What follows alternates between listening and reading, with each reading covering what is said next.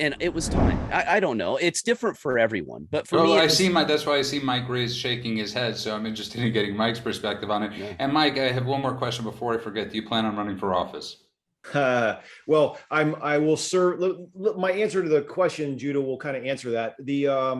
Look, for me, I spent 20 years in the SEALs, and joined right out of college when Amazing. my SEAL training class started with 120 guys, 19 finished, and that's the same as Wow. almost every class. And Wow. I was just Wow. really, really That's privileged. incredible. That's incredible. That's the lead, as we say in the journalism business. That's the lead. That's an incredible story. Wow. But it's That's the same. amazing. It's no different than any other SEAL. I'm no, and so just That's privileged to be. that's okay. I That's like serve with saying it's no heroes. different, no different from anyone else who's won an Oscar. I mean, that's pretty incredible. That's really amazing.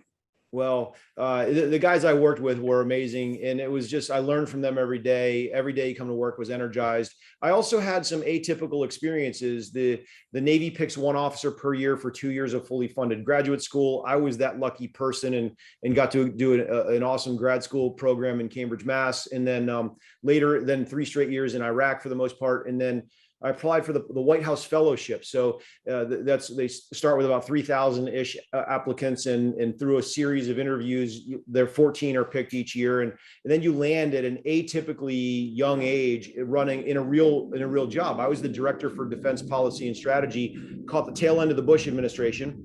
And I was one of the few people that transitioned through to Obama because I was not a political appointee. And so in my mid 30s, I'm running or attending lots of meetings in the White House Situation Room. And so, then for me, after my time in the White House was really, really instructive in both administrations. The thing, and I'm droning on too long here, but the gist of the answer Not at all. is, Not at all. well, the gist of the answer is, like, I saw a lot of people who know the public sector, and I saw a lot of people who know the private sector. I know those are very broad terms, but I saw very few people who knew both. And I thought, I've got, after 20 years, my being a commanding officer of a SEAL team and running things in Afghanistan, I was like, 20 years is a natural inflection point. There's like Gary said, there's way too much to go do.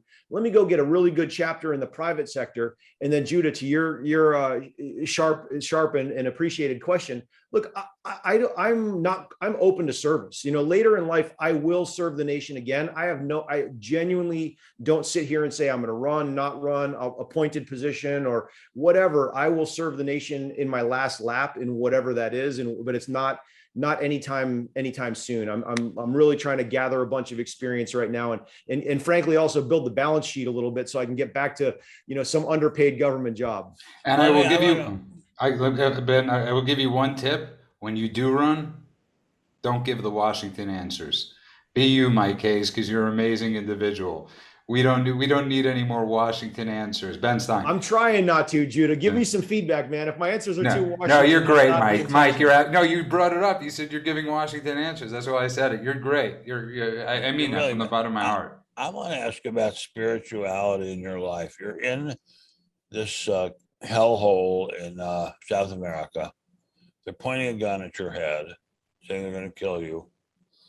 What are you praying? And if so, what are your primary spiritual resources that you draw upon? Or are you not praying, just thinking of ways to get out of the situation by talking to them?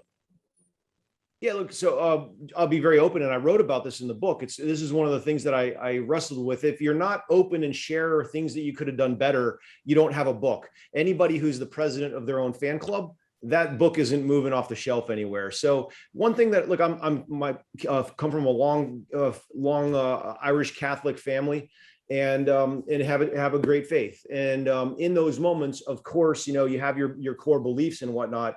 In the moment, you're really thinking tactically, like, what do I need to do in the moment to survive?